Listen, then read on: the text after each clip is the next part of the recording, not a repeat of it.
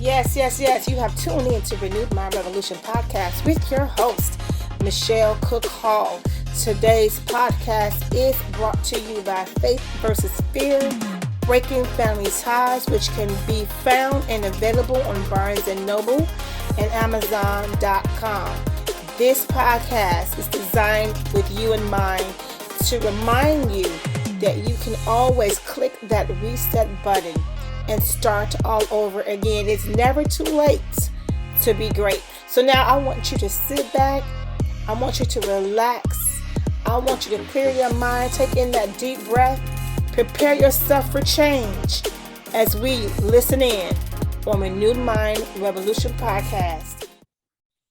Welcome to Renewed Mind Revolution podcast with your host, Michelle Cook Hall. As always, it is my honor and my pleasure to be able to share some tips and some tools with you guys that I know would assist you in becoming a better you. Now, look, I have a real good treat for you guys today. We're talking about tips. We're talking about tools. This is going to be awesome. And I'm so grateful for this connection and to be able to give to my listeners a real jewel. So I'm going to invite you guys to listen and intently listen, get some notes, some paper, some pen, whatever you need, and listen to my guest today. I have promised this guest, and he is here to deliver. His name is Zachary Green. He's an international best-selling author. I believe his book is called Warrior Entrepreneur. He is a U.S. Marine veteran, and let me say thank you for your service. And believe it or not, Marines has a special place in my heart. I love Marines. So I'm so grateful to have you with us. Also a former firefighter, podcast host of the Warriors Voice podcast. And so he's going to talk about this product that he created. He's going to talk about the ins and outs of creating that product and how he learned how to become a successful entrepreneur. And we know there's ups, there's downs, there's highs, there's lows. And he's going to give us that. When I listen to his testimony, his story, all I hear is a heart of servitude. That's what I heard, a heart of servitude. And, some people are successful and they never share. They keep it to themselves, but he has a heart of servitude, from serving in our country military to fighting off fires in his community to now sharing his story. So welcome. May I call you Zachary? You can call me whatever you want with a wonderful introduction like that, Michelle. Well, welcome, Zachary. Please enlighten us and share with my listeners. Give them the jewels. Give us what we need so that we can also be able to share that we have become entrepreneurs and make some good positive steps, and not all the lows and the mistakes that comes with becoming a successful entrepreneur. Yeah, well, thank you so much. And the one thing that you said really does capture what I feel that I've done in my life, and that is service and service to others, service to causes that are bigger than you, service to our country, service to our community, and my new mission now, which is trying to teach other people not to make all the mistakes that I made growing and starting my business. Yeah. So really excited to be chatting with you today. Yeah, great. We're glad to have you. Now, first, start off telling us about the product. Like, tell us about the product and how do you even come about with this product? This is a very interesting product, may I say. So explain to us about this product and how you came about with this product. Certainly. So, I'm a big believer in that to have a really great product, and really it's a great brand more than a product, you have to find a solution to a problem. And my career really spanned before I got into entrepreneurship in the pharmaceutical industry. I worked with a company called Eli Lilly. And what we would do is we wouldn't talk about the features and the chemicals that are in our drugs. We would talk about a disease, i.e. a problem, and the solution. So let's take diabetes, for example, because our company was the first one to really start utilizing insulin. We didn't talk about all the stuff that was in insulin. We talked about, okay, if you have diabetes, these certain things will happen, and that's a problem, and the benefit is X, Y, and Z. So in that light, I was a firefighter. I got within the first couple of weeks of the fire service, I was in an actual live fire. I'm working my way down the hallway. Now, when I say it's black, it's not a black like you and I think of when we get up to go to the bathroom in the middle of the night and it's dark out, but you can still see a little bit. Right. This is true complete blackness. You can't see your hand in front of your face. And what happens is you get disoriented very easy because you lose track of where you came into the room, where you are, how to get out, where your tools are, where your buddies are. Right. And in my case, I'm pushing my way down this dark hallway, assuming that I want to get to the end of the hallway, that there's going to be a door or a stairwell. And instead I found 3 walls. And I was like, oh, this is not good. And I realized I'm actually in a walk-in closet. I'm not in a hallway and I'm trapped. And it was a pretty horrifying experience. So once you kind of get through that fear and you realize, okay, if I don't get control of my emotions, I'm going to die. I have 20 minutes of air left. That's the end of it. And I finally worked my way and got outside. And I remember talking to my captain and telling him how nervous I was and how scared I was. And he almost started making fun of me. He's like, bro, this is what happens every time you're in a fire. You got to get used to it. If you can't get used to it, you're in the wrong line of work. And I started thinking, that's really not acceptable. There's got to be a better way to solve this problem of darkness. Right. And I remember back when I was in the Marine Corps, we had these little glow-in-the-dark tabs on the back of our helmets. And the purpose of those was so in the dark, you could see a little bit in front of you, and that would be enough to know that your buddy was right there next to you. Right. So I found a way to make this glow-in-the-dark material glow brighter and longer than virtually anything had ever been out in the market. You know, the problem with electric batteries and light bulbs and rechargeable batteries is they don't always work, especially in the conditions of a fire where it's super hot and steamy and we break stuff a lot. And so I worked with a couple of brilliant scientists and developers, came up with this glow-in-the-dark material, wore it on my helmet, and within the first fire I had, guys are literally trying to take my helmet off of my head. So I remember turning around looking, and I could see the green glow of my helmet bouncing off of his mask. And he's trying to take my helmet off. And I'm like, bro, can we put the wet stuff on the red stuff and get this fire knocked down? And he's like, what's on your helmet? And I'm like, come on, please, man, the building's on fire. So we get outside, guys start throwing $20 bills at me. Next, you know, I start selling it from fire station to fire station. And what I would do, Michelle, is I'd go to a fire station, instead of just saying, hey, it glows for 10 hours, it glows at this brightness, it lasts this many times, I would start the conversation off with, hey, have you ever been in a situation where it's so dark you can't see? I'd start with the problem. Right. And what I would do is I'd say, hey, I'm a firefighter from the Cincinnati area. Can we go in the bathroom and turn the lights off together? I got something cool to show you. And if they didn't beat me up, they usually like, okay, yeah, let's check it out. Because that's kind of a strange way for people coming in to talk to you, right? Yeah, right. So get in the dark bathroom. I pull the glow in the dark stuff out. I'd talk about accountability, talk about disorientation, how we can solve that. I made about $5,000 over a 6-month time period doing this from fire station to fire station. Wow. Eventually went to the trade show, set up a booth at the trade show. We booked $100,000 in 3 days. The problem was I had no money to buy the raw materials. I had no way to produce it. I didn't have a manufacturer. I had no way to distribute it. Right. But I'm a Marine and we believe in mission accomplishment, and we're going to accomplish our mission no matter what happens. So sometimes as an entrepreneur, you have to make really difficult decisions. Yes. The only way an entrepreneur can fail is if they quit. There's a solution to every problem. The problem with that is a lot of people aren't willing to do what it requires to solve that problem. In my case, I refinanced my house. I maxed out my credit cards. I borrowed against my 401k to get those initial orders out. Eventually got that taken care of, started selling more additional products. I raised some venture capital financing. And over the next couple of years, we grew it into about a $30 million company. $30 million company. Yes, ma'am. But it was not pretty. It was not pretty, and it was very difficult along the way. We can get into that if you like. I'm listening. You know what? And I want you to continue. But the one part that like rings out to me, because you know, a lot of people when they think about, say someone have a really good product, I think one of the first steps that seems to be the hurdle is production. It is production. And I think they don't know where to go.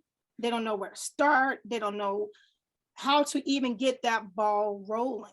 So before you continue with your story, like what would be that step? Like, I know it's different avenues for different products, but is it just research or is it something else with research? The problem when you're dealing with business to business things, you're not going to be able to go onto Google or Amazon and find a way to easily solve this. Gotcha. The companies that are doing these manufacturing or this type of work are usually not ones that are advertising online. It's word of mouth. Now, this is the challenge. You have this concept called economy of scale, which means the more you make, the cheaper it becomes per unit. So if I'm making a widget and it costs $1, if I make 10 at a time, it'll cost maybe 90 cents if I make 1,000 at a time. But if I make 1,000,000 at a time, I can get the price down to 5 cents. Right.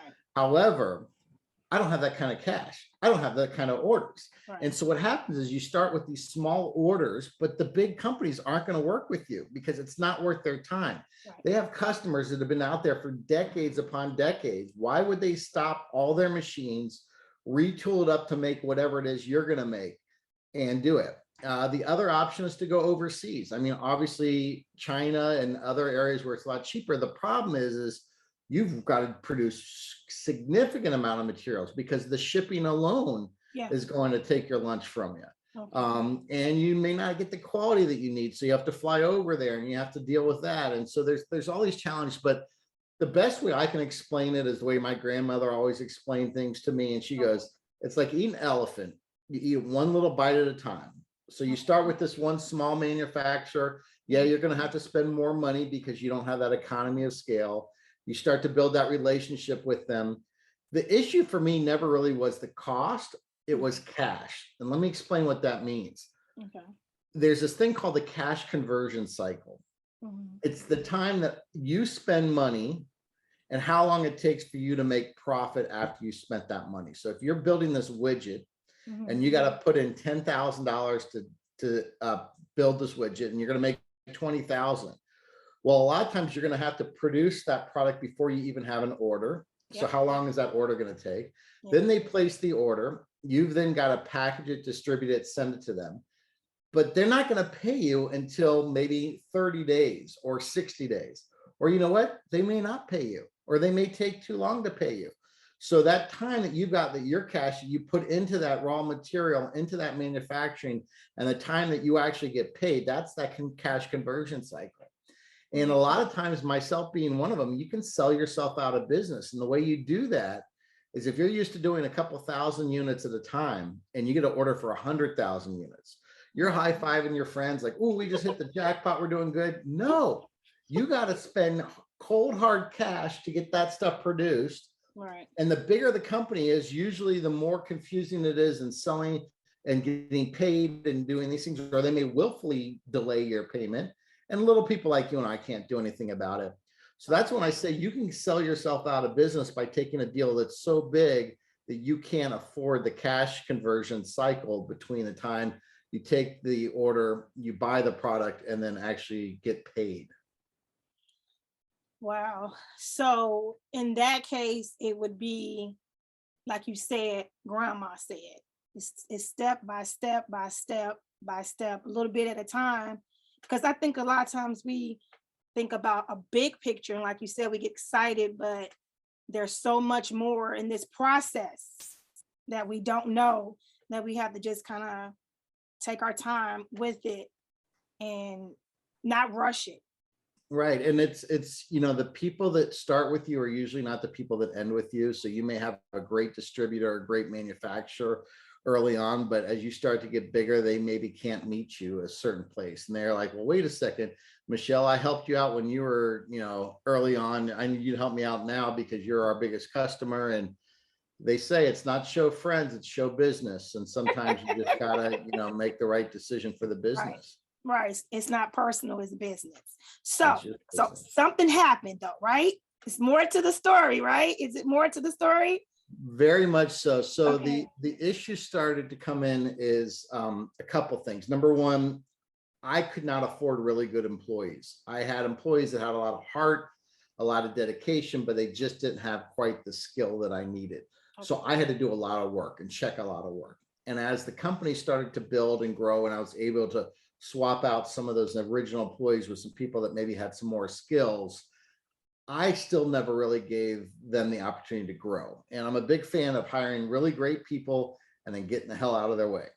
And I wasn't doing that. Okay. So over the next couple of years, the company's building and building. We're making several $1 million in revenue, but we're not making a lot of profit. And I can't really figure out why. Okay. And the whole time I'm looking for all these other issues, it turns out it's me. I'm the one holding it back because I've created this funnel where everything comes to me. It wasn't the big decisions. I was good with the big decisions. It was the multitude of small decisions every single day, 20, 30 small decisions.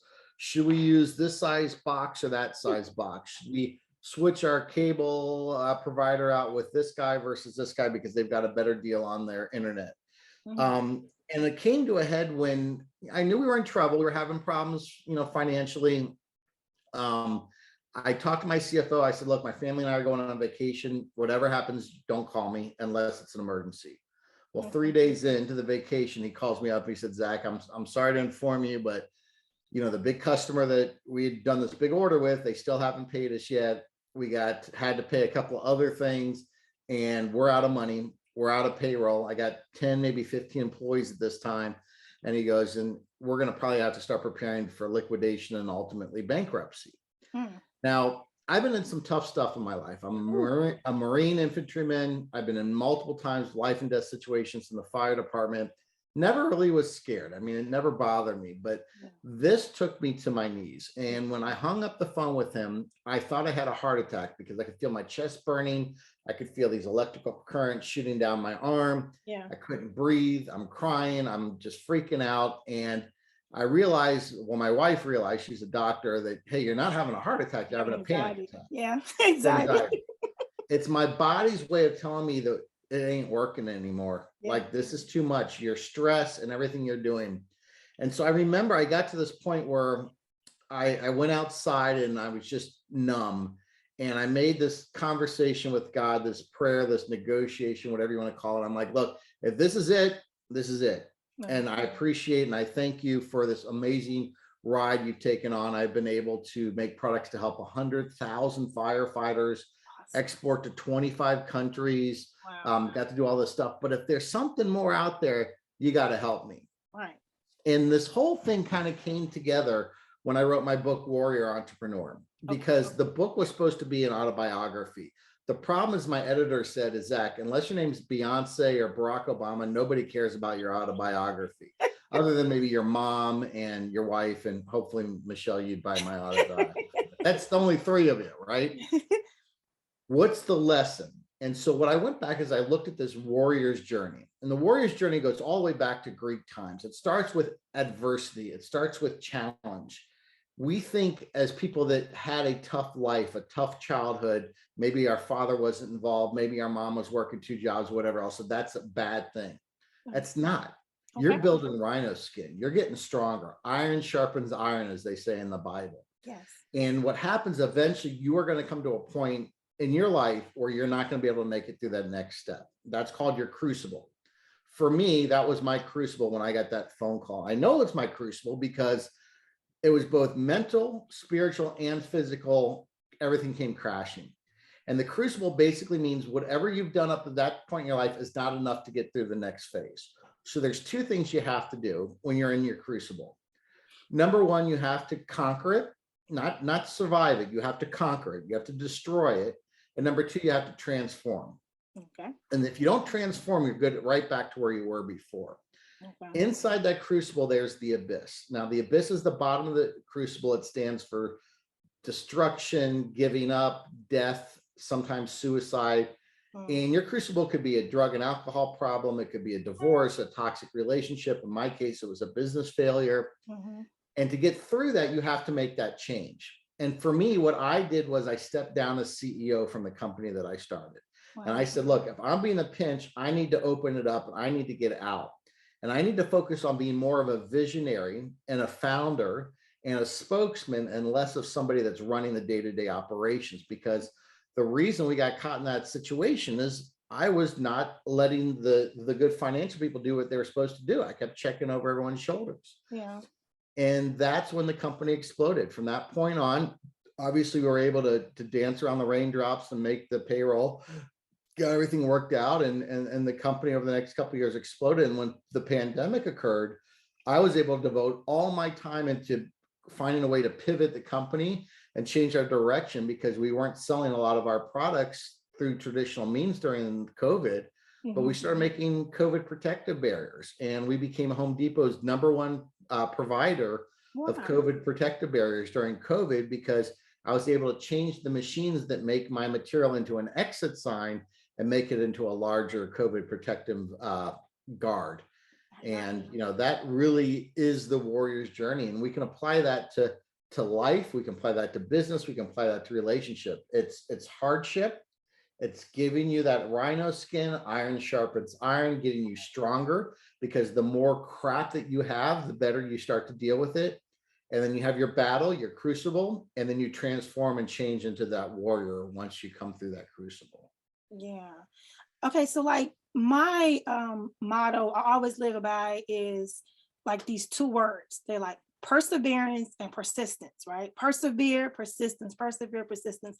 And listening to you even talk about the pandemic and COVID, I'm like, that is so smart how you were able to, see this situation and still become creative and make something that can be useful for right now.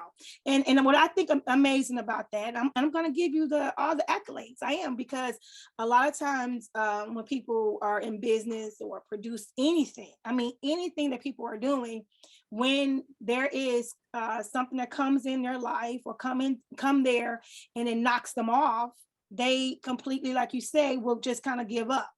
And then they'll make excuses. Oh, well, maybe it just wasn't meant to be, or, maybe I just ran out of, time. They just make excuses, but you didn't, you didn't. You saw the situation, you saw the conflict, you saw the issue, and you still was able to face it.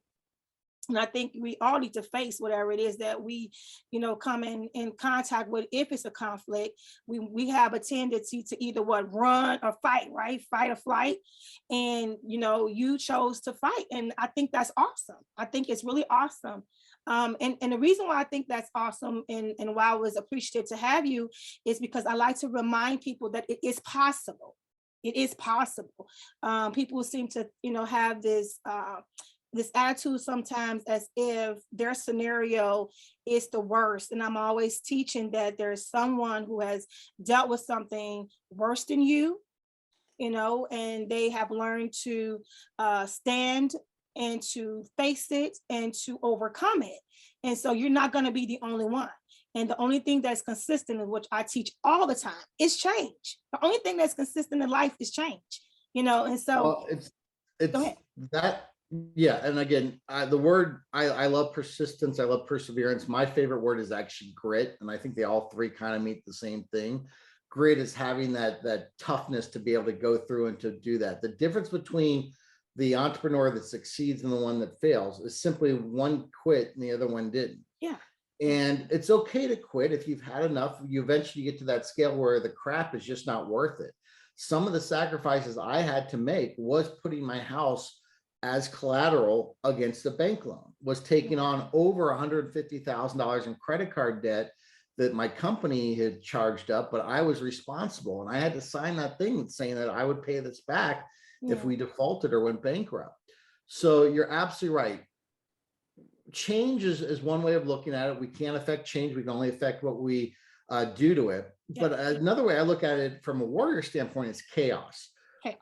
Life is very chaotic. And we try to put chaos in order, but the reality is you cannot put chaos in order. Right. You embrace chaos, you ride chaos. Think of chaos as being a wave on the ocean. You cannot stop a wave on the ocean, but you can grab a surfboard and you can ride that wave. And now all of a sudden, instead of it crushing you, it actually is helping you. And that's how you got to look at change. Another thing I want to talk about is how you develop your warrior spirit. Okay. Now we think as society, we've got two groups of people. We got one, it's a kid, doesn't know who his dad is. Mom's working 2 jobs. Sometimes he doesn't even get his 3 meals a day, constantly bouncing around from apartment to apartment, struggling with school, having a lot of challenges, finally gets to college, and he works 2 jobs to make it through college, doesn't party, doesn't drink, doesn't do anything. Then we got this other kid, very wealthy parents, goes to really nice private school. He doesn't get playing time on the soccer field. So the dad calls up and chews out the coach. Why isn't my son playing? And all of a sudden, and he goes, oh no, by the way, I donated all this money to the t-shirts. You better let my kid play. Right. Then the kid goes to a real fancy Ivy League school that he's on scholarship. And as soon as someone challenges him and he gets triggered, he goes to a safe space where he has a space that's easy so he doesn't have to get challenged and pushed. Yeah. Now, most people would say, I want to be in that second group, that kid that's rich and all that stuff. But the reality is, if both of those kids come to work for me and I chew one of them out because they messed up, the first kid's going to be like, okay, Mr. Green, no problem. Sorry, I'll move on. The other one, it's going to have to take a week off and it's going to have to take mental health days and going to be like, Daddy, this guy yelled at me. He was mean. But yet as society, we think about that. Yeah. And what I want to inspire and teach people is the harder you had it growing up, the tougher you had it, the harder you had to work for it, the better prepared you are for this really, really difficult thing called life. Yeah. Not business, just life, because life is difficult. Yes, it is. There's a lot of challenges out there. And at the end of the day, nobody really cares about you. Yeah, you got your friends and your family, but it's up to you. And bad things are going to happen. You're going to get, injured. You're going to have a disease. You're going to have a bad work situation, everything else. But it's how you react to that. Yeah. That is the warrior mindset. And that's what I want to teach people as you go through that warrior journey and you have that challenge, embrace it. I joined the Marine Corps because I knew it was the toughest branch of service. I knew it was going to be harder than everything else. So when I became a Marine, my pride level was off the charts. My ability to conquer challenges is so much better than somebody that maybe didn't go through that difficult of a process. Yeah. You take 2 people, one person decides they're going to go take a bus to the top of the mountain and the other person's going to climb the backside of the mountain and have boulders falling on them and dodges snakes. Now they both get to the top of the mountain, but that second one, it's going to be so much more meaningful for them. It's such an accomplishment, such a pride. That's where we are. And the reason that 90% of businesses fail within 10 years is it's really, really tough. Yeah. And you need to have that warrior skin. And it's supposed to be that tough because it weeds out a lot of the people that just simply couldn't handle it. Yeah. And there's nothing wrong with a 9-to-5 job. That's great. But if you want to have that Lamborghini, if you want to have truly unlimited income potential, what a lot of people don't realize, you have to also give up the floor. Because the floor is how much money the least money you can make. Okay. As an entrepreneur, you know how much money I made in my first 2 years? What? Negative $75,000. Negative, not zero, negative, because I had to spend money out of my own pocket. Right. Then the next 2 years after that, I was making maybe 30 or 40,000 bucks, which was less than what I made my first year out of college. Right. But I gave up that floor because I wanted that unlimited ceiling where I truly could make 7 figures eventually. Right. If you have that floor, which is, hey, you're never going to make less than 30,000, that's great. You're probably never going to make more than 50,000. But if you want to make 500,000, you have to get rid of that safety blanket too. And some people just aren't willing to do that. And that's okay. Yeah, it's the security, it's the safety zone. And you can't, but you have to take a risk, right? It's faith. It's faith in whatever you're attempting to do. You have to, if you have a product or a business that you have faith in, you believe in it, you believe people need it, like you did with your product, it was a need. It was a need for it. And I'm definitely a religious, spiritual person. I believe strongly in God and faith, but I don't believe in blind faith. And blind faith is the one where you just say, oh, well, it's just going to work out. It's going to happen. No, I believe that God puts things in place for you, challenges for you to overcome, to help build you and prepare you for those type of things. Yeah. I'm not going to just pray away all my challenges for financials. And then all of a sudden this angel's going to come riding down from the heavens and drop $1 million in my lap. Yeah. It doesn't happen that way. No. So you got to have faith in yourself. You have to have confidence in yourself, not arrogance, confidence. Right. Faith in the team. And most importantly, a lot of people talk about what you do and how you do it. For me, it's all about the why. And there's a great lecture by Simon Sinek, if you start with the why, and that faith and that why, those are the things that really are going to help you be successful. I love that. I love the warrior skin. I love that. I really love that warrior skin, especially now thinking about the youth of today. They're so much different than the way we were raised, the way I was raised. It's you want to pour in that toughness. You want to let them know that the world doesn't owe you anything. You have to put in work. You have to put in work. I have 3 children, and I'm always teaching them about time. Don't waste time. If you want something, you got to go get it. It doesn't come to you. These are values I always try to teach. And so hearing you talk about that and that warrior skin, it just kind of tells me, okay, you're doing okay. You're teaching okay, because that's the same things that I believe in as well. Not thinking that things are going to come to you, and that things are not going to always be easy, and it's not going to always be smooth. But if you believe in something that you want to do, then you have to keep pushing and working at it. People have been in even celebrities would tell you they didn't become celebrities or productive in their craft until they were like 40 years old. You're absolutely right. I mean, you look at Taylor Swift and what she did, the amount of work, the hustling she did of getting her CDs out. You talk about Lady Gaga and the training and those type of things. I mean, these are people that worked hard, and then they never stopped. Yes. Beyonce, one of my favorites. I mean, you talk about a woman that just has worked her tail off to get everything that she's done.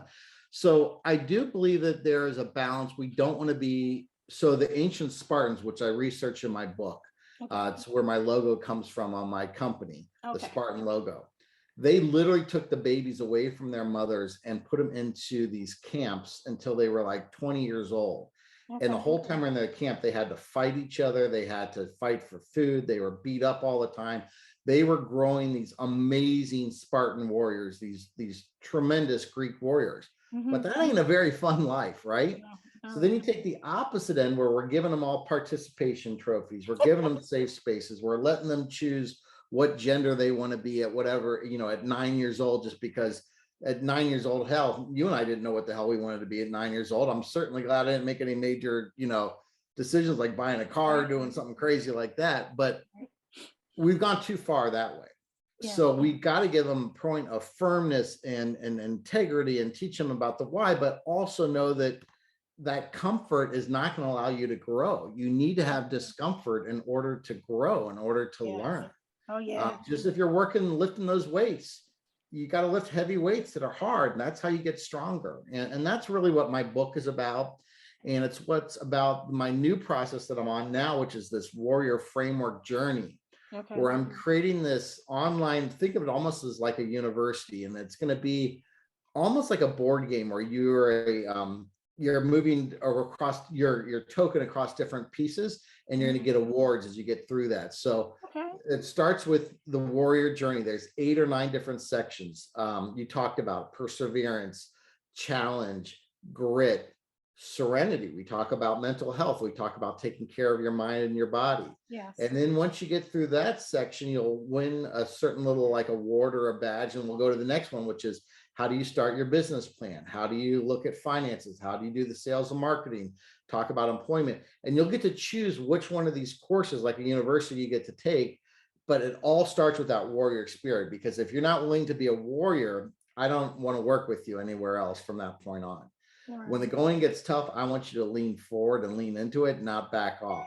Yeah. And the course will include not just online training and videos, but also one-on-one coaching with me, workbooks, actual accountable things that I'll be holding the people accountable to teach how to do it. And it's going to be a little more designed for a small business owner, or a person who wants to climb the corporate ladder, or somebody that wants to start their business. But there'll also be a ton of component of people just want to live a more fulfilling life and a warrior's life. Okay, so you offer mentorship services as well. Right, but the mentorship is there's strings attached, and the reason is I'm not going to just mentor somebody that hasn't shown me that they're a warrior.